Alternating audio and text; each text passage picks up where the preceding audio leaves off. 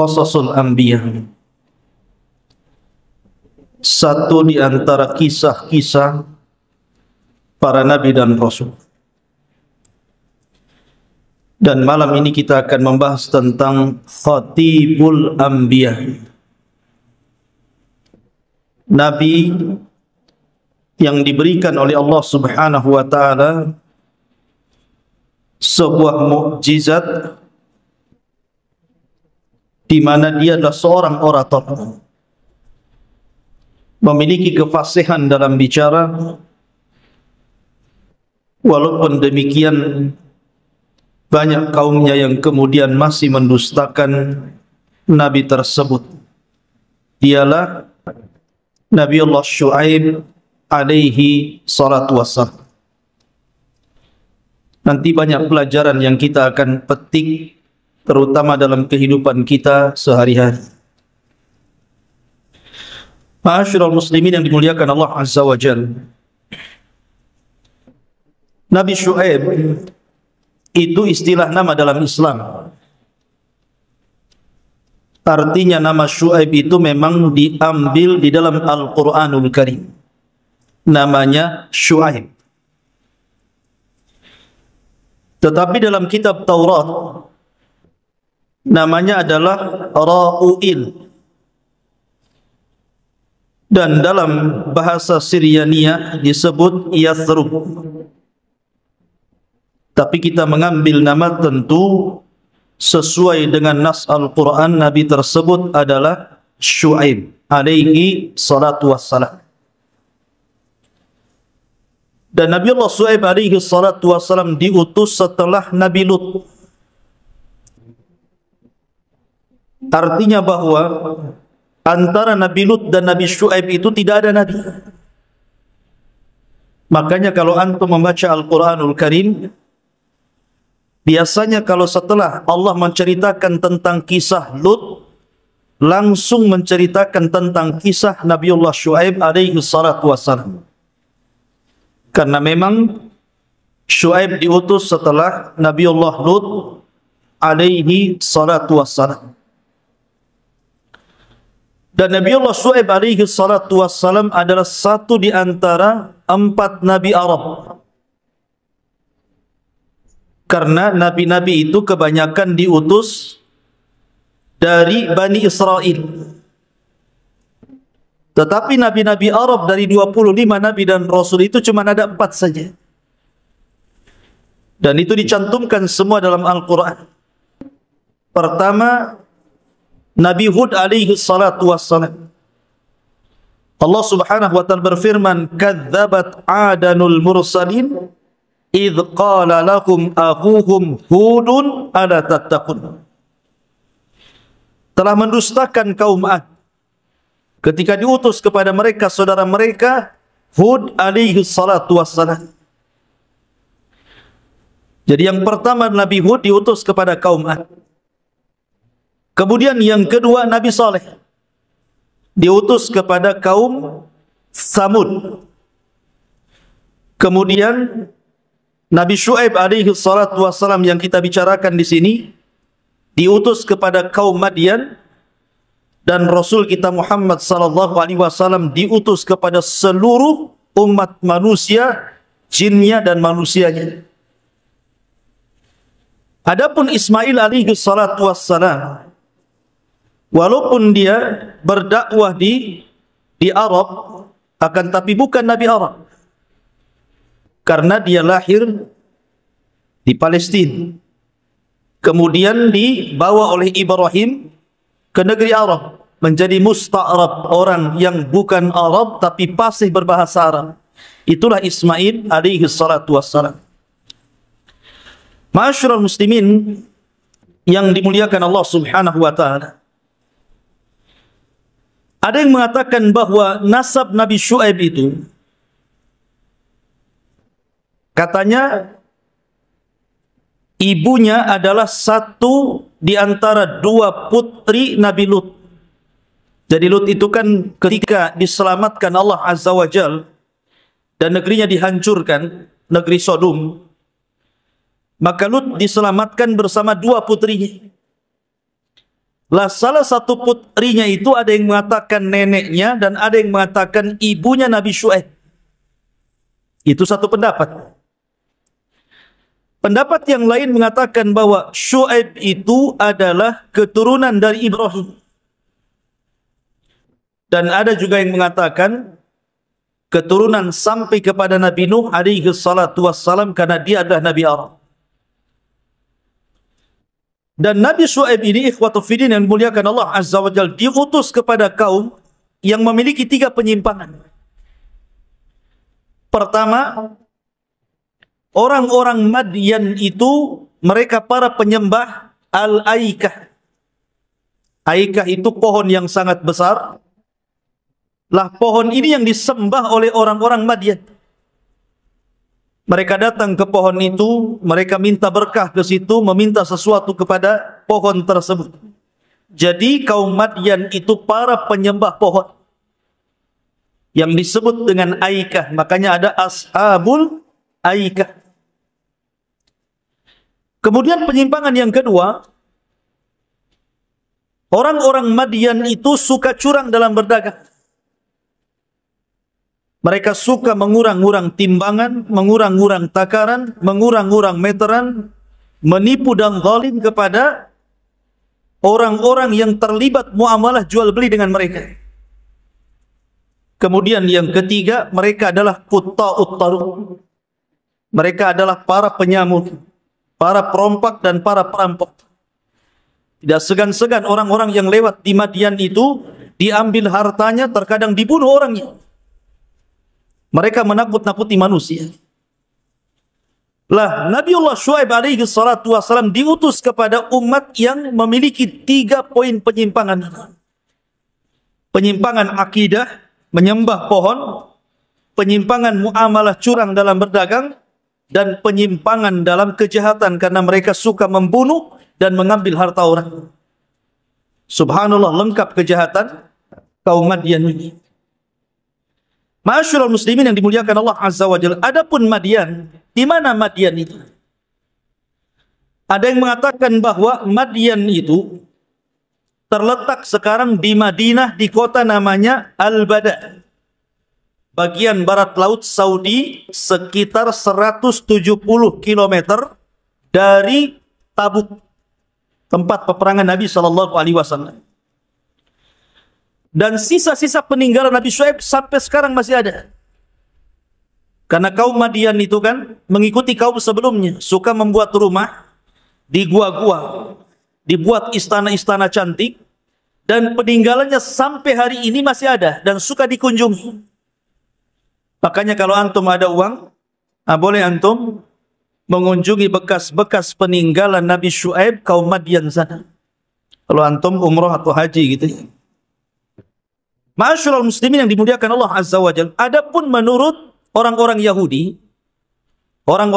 mengatakan bahwa Madian itu artinya Ibrahim. Jadi orang-orang Madian, maksudnya Madian itu apa? Bukan tempat, tapi nama lain daripada Ibrahim itu Madian. Itu kata orang Yahudi.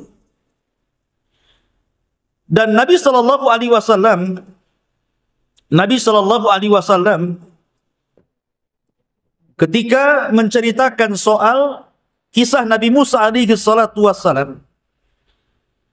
Kan Musa itu kan ketika diusir dari Mesir karena membunuh, takut dia akhirnya kemudian pergi dari Mesir, berangkat ke Madian. Lah Madian ini tempat di mana Musa bersembunyi selama 40 tahun. Dan di Madian ini pula kemudian Musa menikah dengan salah seorang putri daripada Nabi Syuaib. Walaupun dalam Islam Syuaib yang dimaksud bukan Nabi, tapi orang soleh. Tapi orang Yahudi mengatakan bahwa Yang dimaksud wanita yang menikahi Musa itu ya Nabi Syuaib gitu. Dan memiliki keturunan. Itu kan akidahnya Yahudi. Tapi akidahnya umat Islam yang benar adalah Syuaib bukan mertuanya Nabi Musa, tapi Syuaib maksudnya mertua Nabi Musa ya orang soleh, orang biasa. Syuaib Musa beda dengan Nabiullah Syuaib yang kita ceritakan di sini. Taib ma'asyiral muslimin yang dimuliakan Allah Azza wa Jalla. Kita urut kisah ini dan saya ambil dari dua surat yang sangat panjang karena Al-Quran menyebut kisah Syuaib ini di 11 ayat dalam Al-Quran. Jadi ada 11 tempat dalam Al-Quran menceritakan tentang kisah Nabi Syuaib. Tetapi yang paling panjang ada di dua surat. Pertama suratul A'raf dan yang kedua surah Hud. Ini yang kita akan bahas pada malam hari ini. Ma'asyiral muslimin yang dimuliakan Allah Subhanahu wa taala. Allah Subhanahu wa taala berfirman, "Wa ila Madyana akhahum Syuaibah." Dan kepada bangsa Madian diutus saudara mereka Nabiullah Syuaib alaihi salatu wassalam. Lihat Allah Subhanahu wa taala ketika mengatakan akuhum, saudara mereka. Kenapa Allah menggunakan bahasa dan ketika Allah mengutus kepada kaum Madian saudara mereka yang bernama Syuaib. Kenapa disebut saudara mereka? Kata para ulama, disebut akuhum saudara mereka karena orang-orang Madian itu mengetahui Syuaib sedari kecil. Jadi bagaimana Syuaib kecil, Syuaib remaja, Syuaib dewasa sampai menjadi nabi, mereka mengenal siapa Nabiullah Syuaib alaihi salatu wassalam. Bagaimana akhlaknya, bagaimana muamalahnya, bagaimana kebaikannya, mereka paham. Dan begitulah para nabi diutus dari bangsanya sendiri. Seperti Nabi SAW dikenal oleh orang-orang Quraisy, akhlaknya, kejujurannya gitu ya. Sehingga ketika dia mengaku menjadi nabi tidak bisa dicacati akhlaknya oleh kaumnya. Begitu juga Nabiullah Syuaib alaihi salatu wassalam. Sebagaimana kebiasaan para nabi, maka yang pertama kali dakwahkan para nabi adalah tauhid. Makanya Allah mengatakan, qala ya qaumi ibudullaha ma lakum min ilahin ghair. Wahai kaumku, sembahlah Allah. Tauhidkan Allah. Karena tidak ada sesembahan selain daripada Allah Subhanahu wa taala. Artinya bahwa seluruh para nabi dan rasul pertama kali dakwah adalah tauhid. Makanya Allah berfirman dalam Al-Quran, وَلَقَدْ بَعَثْنَا فِي كُلِّ أُمَّةٍ رَسُولًا أَنِ اعْبُدُوا اللَّهَ وَاجْتَنِبُوا الطَّاغُوتَ. Dan kami utus pada tiap-tiap umat ini seorang rasul, di mana tugasnya untuk menyampaikan kepada umatlah sembahlah Allah dan jauhi sesembahan selain daripada Allah alias taghut. Inilah ciri dakwah para nabi. Pertama kali mengajak manusia ke dalam tauhid. Baru setelah itu Nabi Syuaib mengingatkan kepada orang-orang Madian ini soal kezaliman mereka dalam muamalah. Mereka suka curang dalam berdagang. Allah mengatakan, "Wala tanqusul mikyala wal mizan. Inni arakum bi khairin. Inni akhafu alaikum adzab yaumin muhit." Wahai kaum Madian, kata Syuaib, janganlah kalian mengurang-urang timbangan. Janganlah kalian mengurang-urang takaran. Saya melihat kalian ini ekonominya baik, ekonominya bagus. Kalian ini orang kaya. Ngapain harus curang dalam berdagang? Karena saya takut menimba kepada kalian adab yang sangat pedih. Lihat bagaimana harta bisa merubah, ikhwan.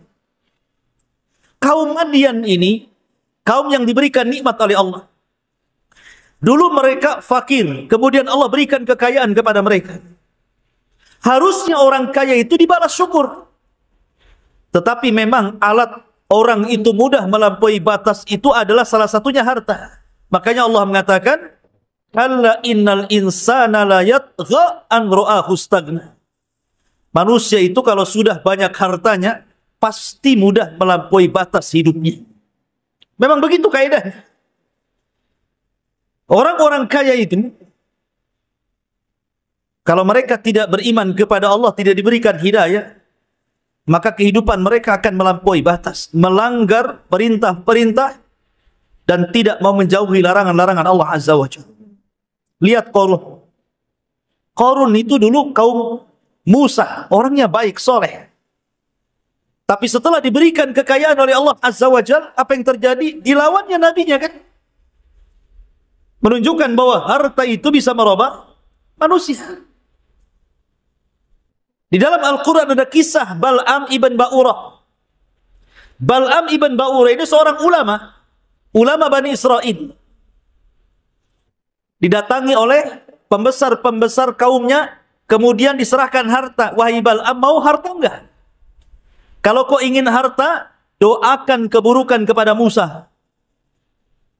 Awalnya enggak mau. Oh, masa aku akan mendoakan keburukan pada seorang nabi? Enggak mau saya.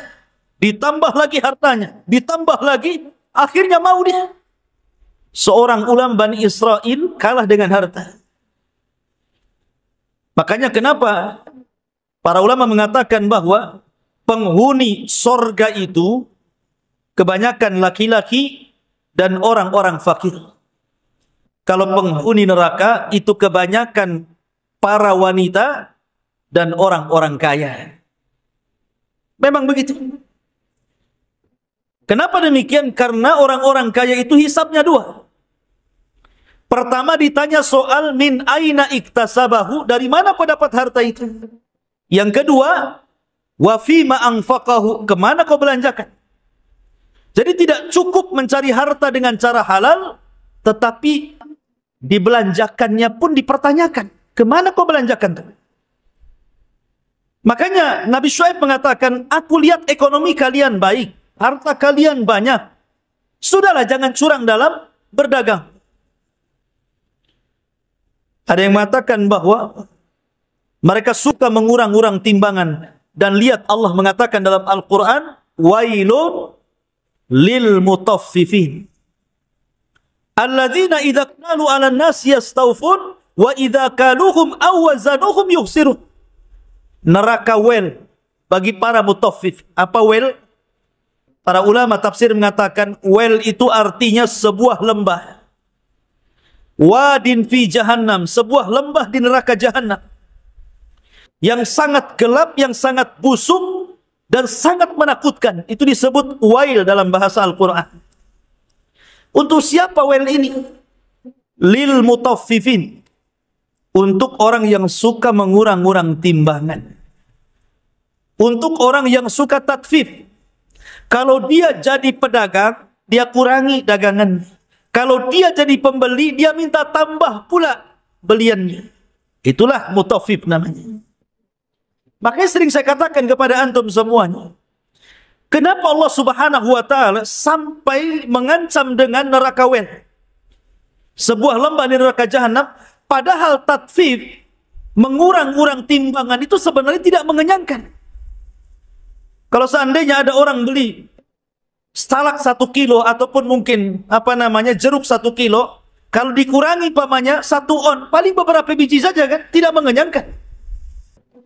Tapi kenapa Allah Subhanahu wa taala sampai menyediakan sebuah lembah di jahannam?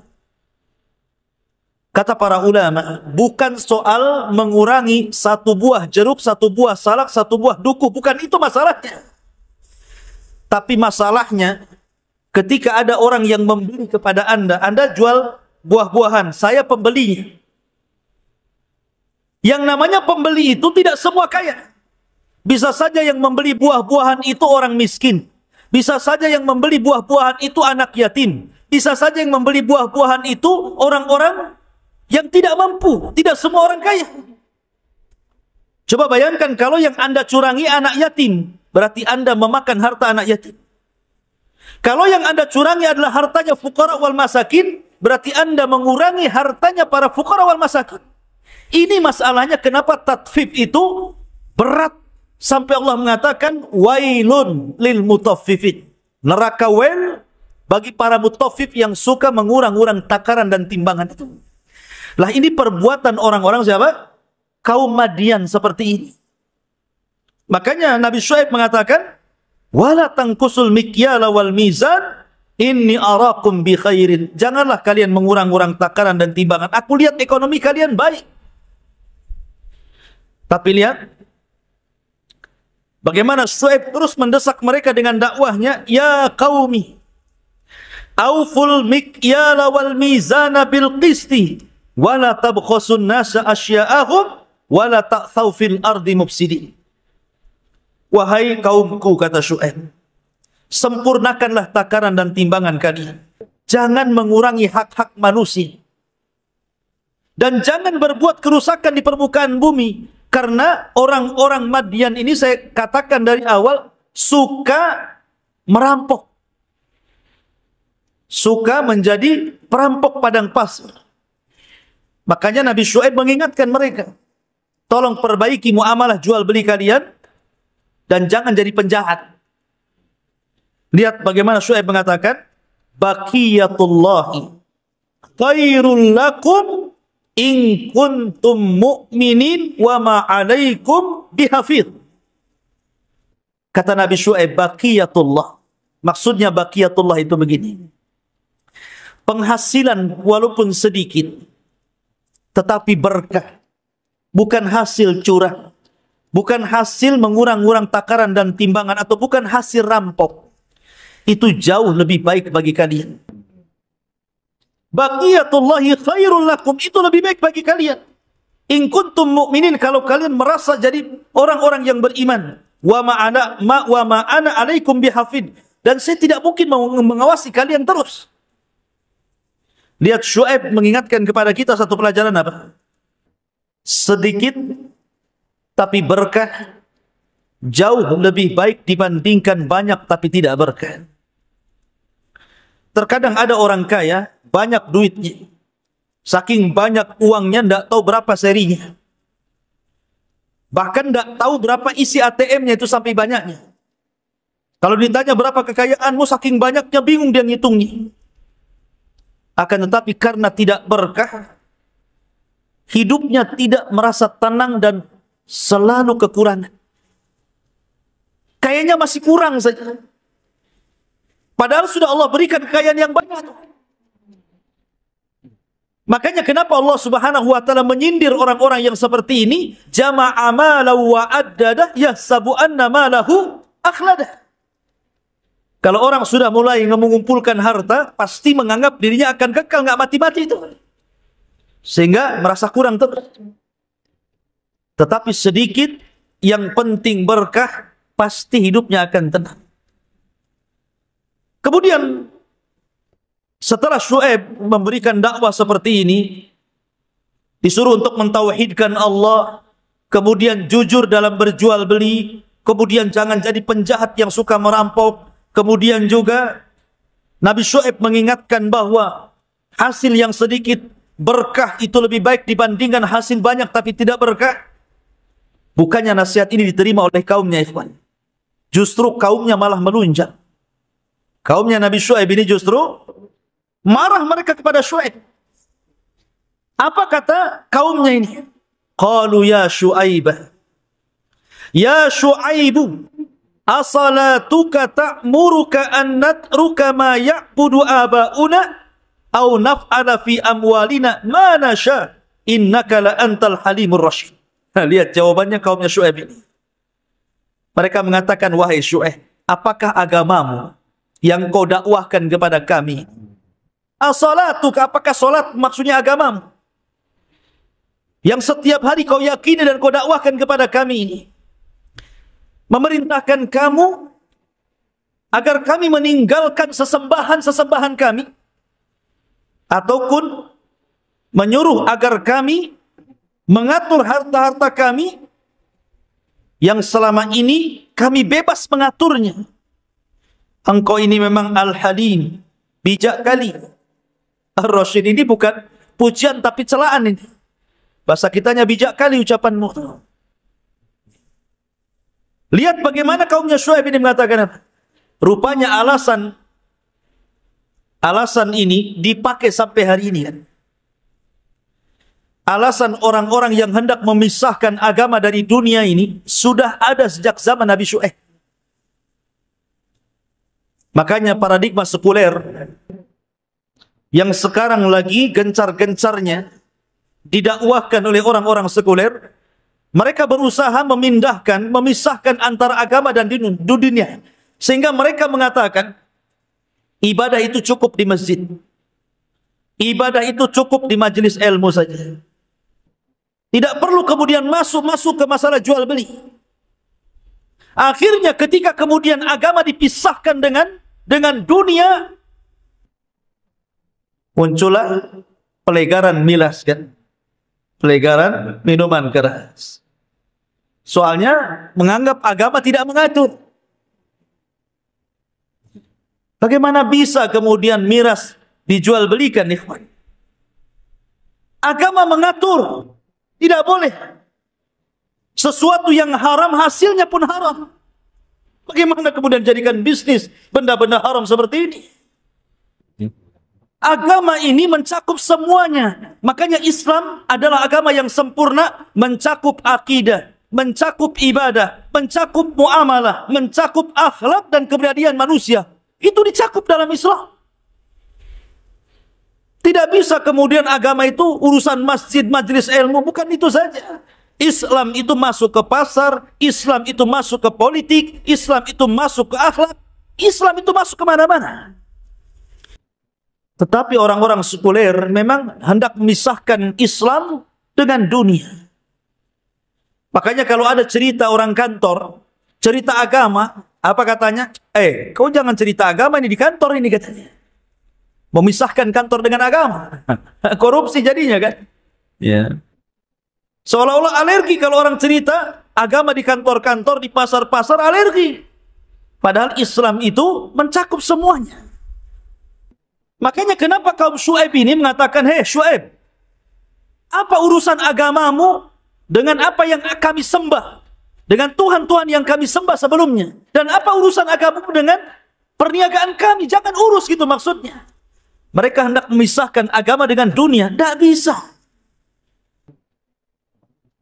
Ini pemahaman sekuler sudah ada sejak zaman kaum Madian. Sampai hari ini alasan itu dipakai. Ma'asyiral muslimin yang dimuliakan Allah Azza wa Jalla. Innaka la antal halimur rasyid. Engkau ini wahai Syuaib al-halim, lembut, orang yang rasyid, bijak. Ini bukan memuji Syuaib tetapi hendak menghina Syuaib dengan kata-kata ini. Maka Syuaib pun menanggapi perkataan mereka dan mengatakan, qala ya qaum, ara'aitum in kuntu ala bayyinati min rabbi wa razaqani min rizqan hasanah wa ma uridu an ukhalifakum ila ma anhaakum anhu in uridu illa al-islaha mastata'tu wa ma taufiqi illa billah. Katanya Syuaib, wahai kaum, bagaimana kalau seandainya yang kudakwahkan ini sebuah kebenaran dari Rabb? Adapun rizki yang aku miliki tidak sebanyak kalian, tetapi rizkiku jauh lebih baik dibandingkan rizki kalian. Dan saya tidak hendak menyelisihi kalian. Apa yang saya larang kepada kalian itu bukan berarti saya hendak menyelisihi kalian. Tidak. Aku hanya ingin memperbaiki kalian semampu aku, kata Syuaib. Kan aku hanya meminta taufik dari Allah subhanahu wa ta'ala. Subhanallah. Seorang Nabi masih berdoa minta taufik kepada Allah Azza wa Jalla. Harusnya kita demikian. Setiap hari kita baca Al-Fatihah dalam solat kita. Ihdinas siratal mustaqim, ihdinas siratal mustaqim. Apa maksudnya ini? Maksudnya kita meminta taufik kepada Allah Azza wa Jalla. Karena kesadaran itu bukan milik siapapun. Bayangkan Nabi Syuaib, seorang Nabi, tapi didustakan kaumnya. Karena hidayah bukan milik Nabi Syuaib. Hidayah itu milik Allah subhanahu wa ta'ala. Maka mintalah hidayah kepada Allah Azza wa Jalla. Kemudian kata Nabi Syuaib, ya kaum, la yajrimannakum shiqaqi an yusibakum mithlu ma asaba qauma Nuhin wa qauma Lut au qauma Hudin au qauma Salihin wa ma qauma Lutim minkum biba'in. Subhanallah. Nabi Syuaib ini mengingatkan tentang kaum umat sebelum dia. Dia berhujah dengan sejarah. Kata Nabi Syuaib, wahai kaumku, janganlah perbedaan aku dengan kalian menjadikan kita pecah. Akan tetapi kalian harus ingat. Kalian harus ingat, wahai kaumku, ma asaba kaum Nuh. Apa yang terjadi dengan kaum Nuh ketika mereka melanggar nabi-nabi mereka? Apa yang terjadi? Allah kirim banjir besar kepada mereka. Tidak tersisa satu jiwa kecuali mati, dan yang selamat hanya di perahu Nuh alaihi salatu wassalam.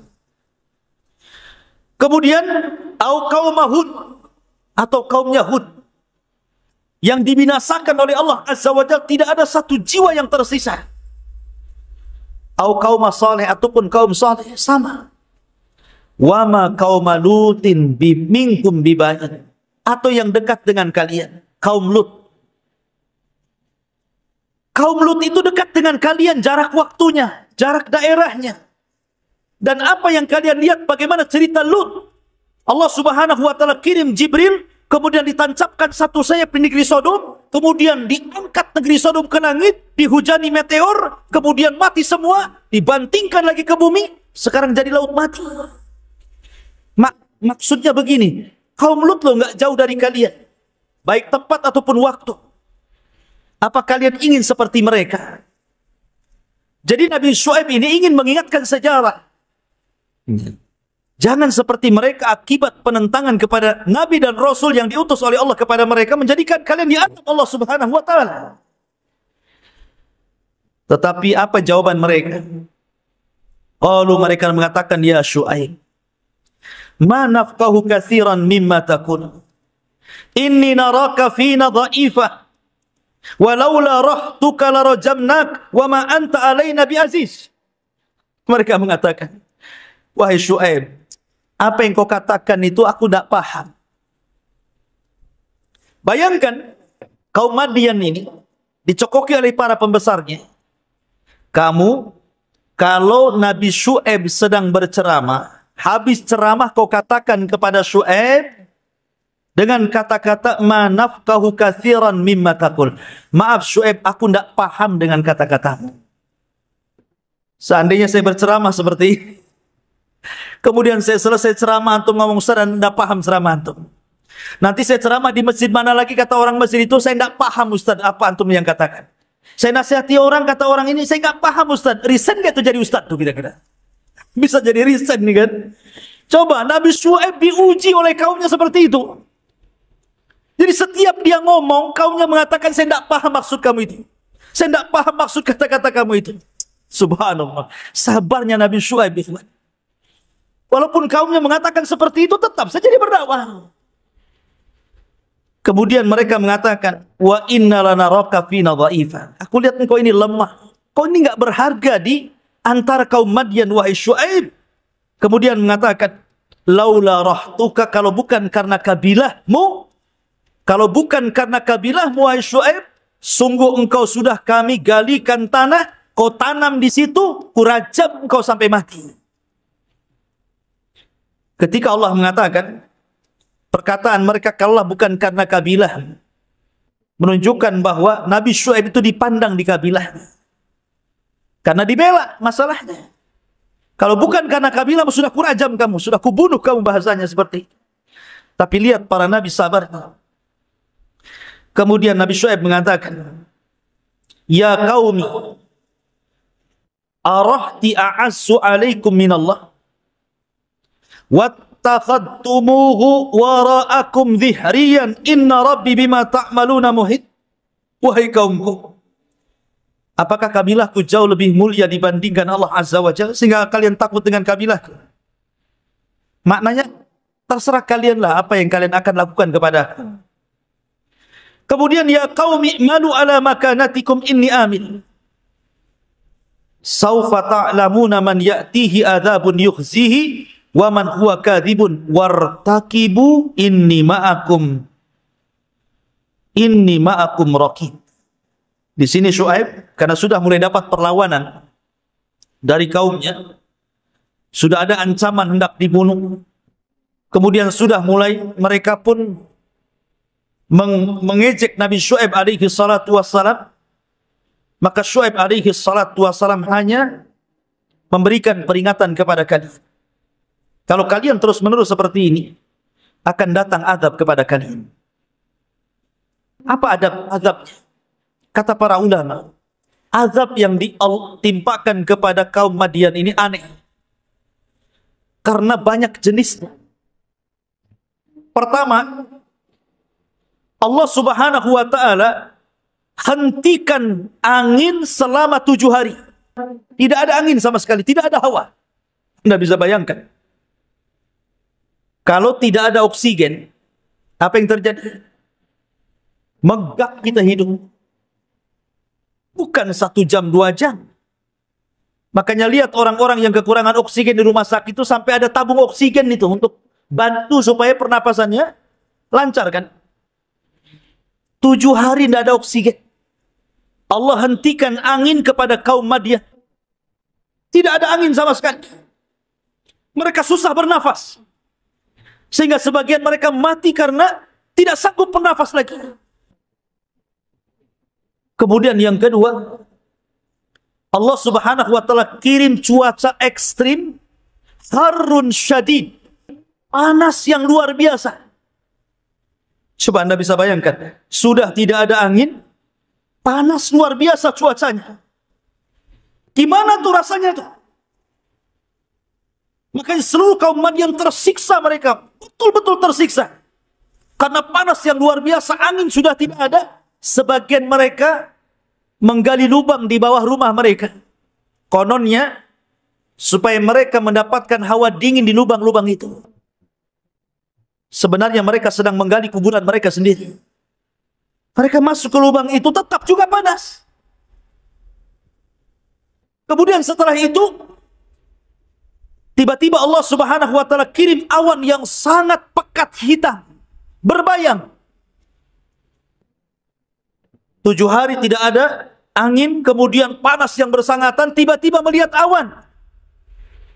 Maka seluruh kaum Madian keluar.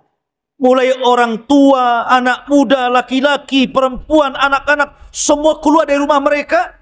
Mereka mengarah kepada awan hitam itu. Mau meminta perlindungan supaya minimalnya mengurangi panas. Ketika sudah berada di bawah awan itu, satu kabilah Madian itu berada di awan itu, apa yang terjadi? Rupanya di balik awan itu, Allah subhanahu wa ta'ala kirim halilintar. Percikan-percikan api. Dan api itu menembak setiap orang yang ada di bawah.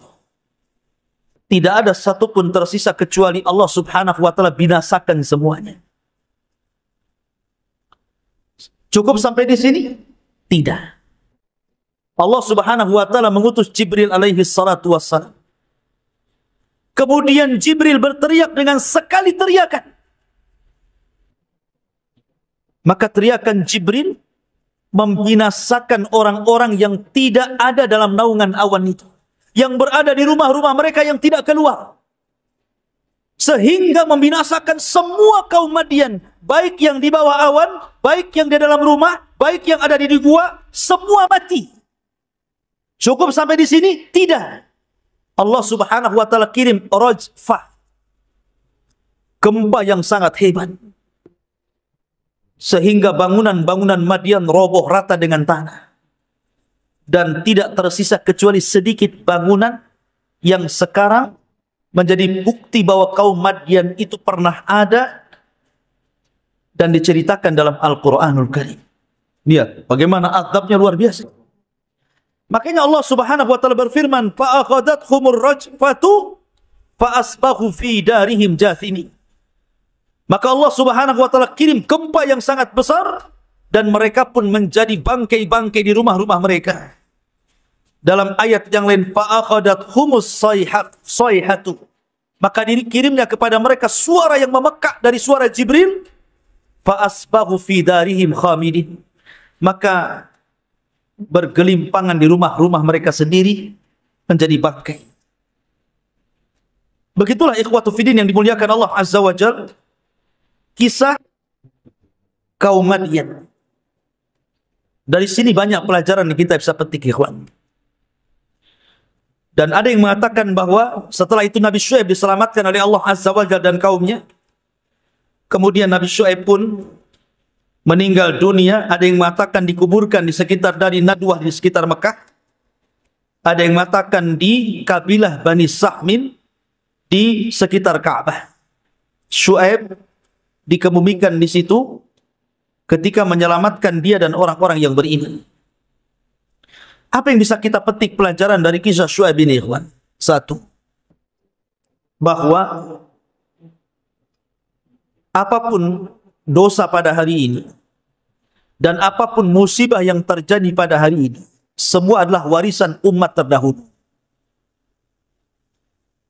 Dosa-dosa yang hari ini dilakukan manusia itu warisan umat terdahulu. Dan azabnya juga sama warisan umat terdahulu. Kalau di zaman Nabi Syuaib terkenal dengan kecurangan dagang, maka lihat hari ini banyak orang-orang yang curang dalam berdagang. Makanya Nabi SAW mengingatkan orang-orang muhajirin dan mengatakan walam yang kusul mikyala wal mizan. Tidaklah umatku, kata Rasul, mereka mulai mengurangi takaran dan timbangan illa ukhidu bis sini wa syiddatil ma'unati wa jawri sultan alaihim, kecuali akan ditimpakan kepada mereka paceklik yang berkepanjangan, susah ekonomi, dan kezaliman penguasa. Lihat, satu dosa adabnya 3. Satu dosa adabnya 3. Dosanya cuma 1, curang dalam ekonomi, suka mengurang-urang takaran, suka mengurang-urang timbangan, melakukan kezaliman dalam jual beli, melakukan muamalah riba dalam jual beli. Jadi dosanya hanya penyimpangan dalam bab jual beli saja. Tapi lihat Allah Subhanahu wa taala menghukum, kata Nabi SAW, dengan 3 adab. Illa ukhidu bis sinin. Pertama akan ditimpakan kepada mereka paceklik yang berkepanjangan. Walaupun turun hujan, tidak akan berkah karena hujan itu hanya memberi minum para hewan-hewan ternak, bukan untuk manusia. Yang kedua, wasyiddatil ma'unah. Disulitkan ekonomi. Lihat hari ini, orang cari kerja susah. Pengangguran di mana-mana. Maka salah satu penyebab susahnya ekonomi dan pengangguran di mana-mana karena banyaknya orang yang curang dalam jual beli. Yang ketiga, wa jawru sultani alaihim. Allah kuasakan pemimpin yang zalim yang akan memimpin kalian. 3-tiganya kita rasakan hari ini. Paceklik yang berkepanjangan, walaupun ada hujan jadi banjir, bukan jadi berkah. Ekonomi mulai susah. Rakyat kecil menjerit. Para penguasa banyak yang tidak perhatian kepada rakyatnya, memperkaya diri sendiri. Setiap hari ada saja berita ketangkap KPK karena korupsi. Kan gitu. Ini kenapa? Karena sistem perekonomian di negeri kita ini memang harus dibenahi. Mulai daripada pembisnis kelas berat gitu ya, sampai kepada pembisnis kelas ecek-ecek kaleng-kaleng gitu kan. Jual bawang, jual cabai, jual ini, masih ganjel-ganjelin tembangan tuh. Nampak tuh ganjelin. Ya. Kalau memang tradisi-tradisi securang seperti ini, ikhwatu fiddin, ini tradisi dosa umat terdahulu yang diwariskan kepada umat sekarang, maka azabnya juga sama. Dari sini ma'asyiral muslimin yang dimuliakan Allah Azza wa Jalla, maka jangan pernah seseorang yang terjun dalam dunia perniagaan bisnis kecuali harus paham ilmunya. Makanya Umar bin Khattab itu disebutkan dalam kitab Fikih Sunnah karya Said Sabiq. Itu kalau ke pasar bawa tongkat, Pak. Umar itu kalau ke pasar bawa tongkat. Untuk apa tongkatnya? Apa Umar pincang sehingga kalau jalan pakai tongkat? Bukan.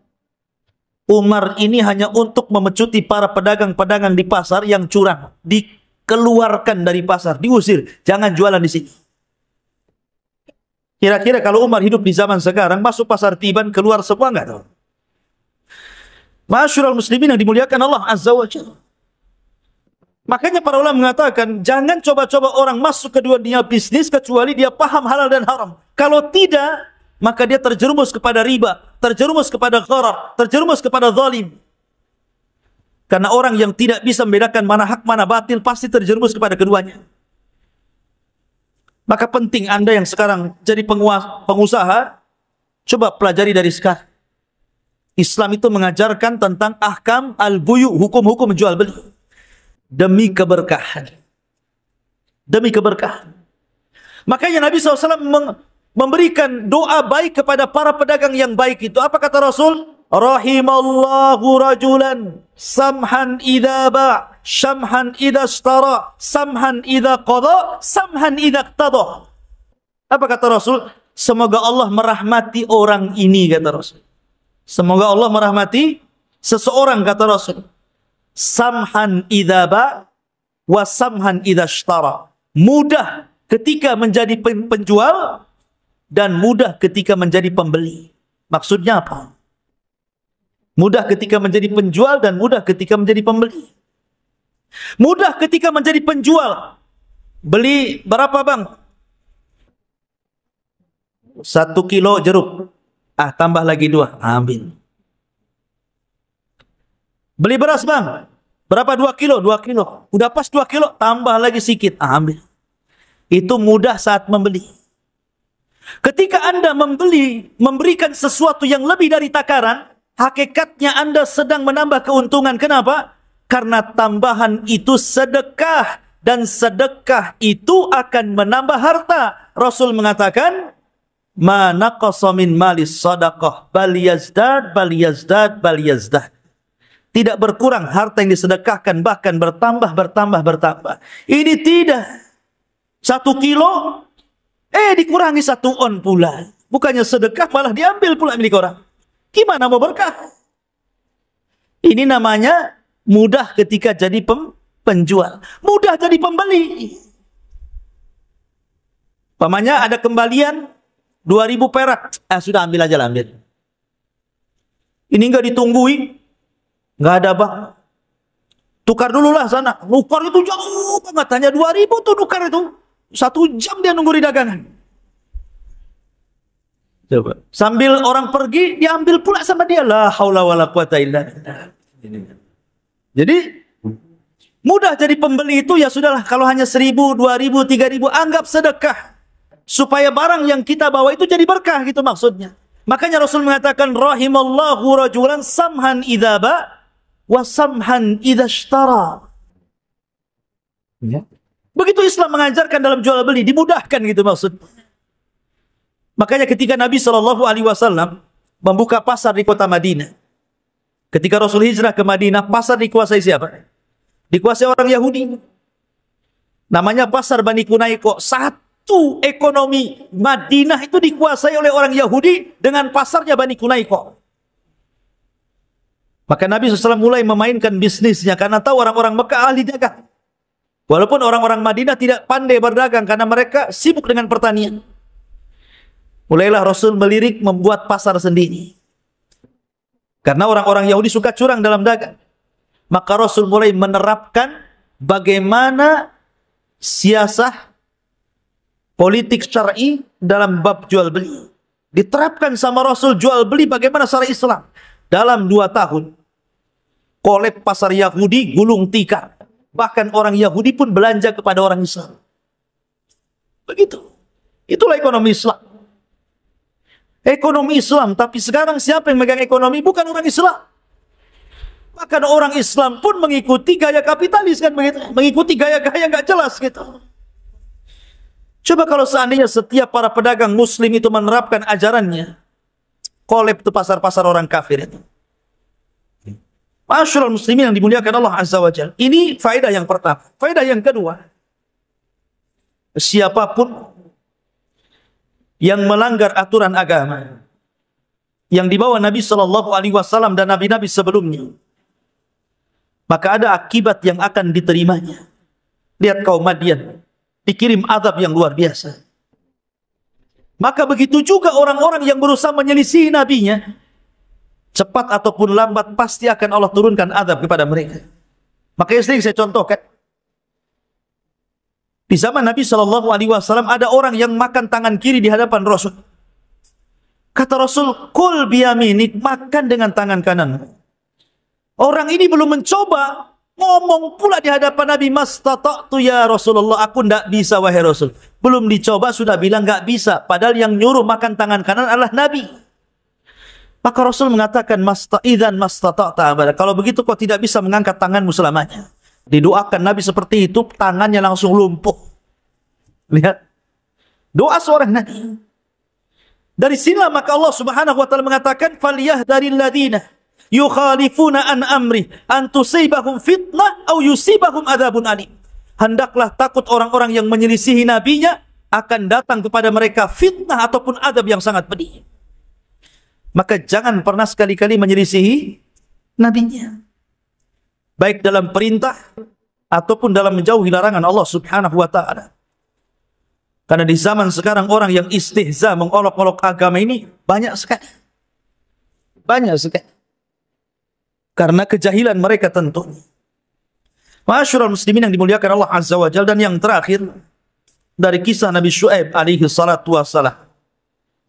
Seorang orator, kesabaran Syuaib dalam berdakwah. Lihat, padahal dia dihadapkan kepada kaum penyimpangan dalam akidah, penyimpangan dalam bab muamalah, bahkan penyimpangan dalam bab akhlak. Tetapi Syuaib sabar. Makanya kenapa Nabi Shallallahu Alaihi Wasallam difirmankan Allah Azza wa Jalla, wasbir kama sabara ulul azmi minar rusul. Sabarlah engkau wahai Muhammad sebagaimana para rasul itu sabar. Karena dalam mendakwai orang itu macam-macam karakter orang itu. Ada orang itu yang mudah didakwahi, ada yang susah didakwai, ada debat dulu baru dia sadar. Makanya Allah mengatakan wajadilhum billati hiya ahsan. Debatlah mereka dengan cara yang baik. Makanya kenapa kata Nabi SAW kepada Ali bin Abi Thalib radhiyallahu an, atau ini perkataan Ali bin Abi Thalib juga, berdakwahlah kepada manusia sesuai makom mereka. Mungkin bahasa sederhananya, jangan kasih pelajaran anak TK dengan anak S1. Atau jangan pula memberikan pelajaran anak S1 dengan pelajaran anak TK, itu ngina namanya. Tetapi ajarkan sesuatu yang cocok dengan masing-masing itu. Dari sini penting, likulli maqal maqam. Setiap kata-kata itu ada tempat didudukan di mana tempatnya. Ya. Maka Nabi Syuaib mengajarkan kepada kita bagaimana kesabaran, kelembutan Syuaib mengajarkan dakwah kepada kaum Madian. Walaupun berakhir kaum Madian ini tidak menerima dakwah Syuaib, akhirnya Allah timpakan adab kepada mereka.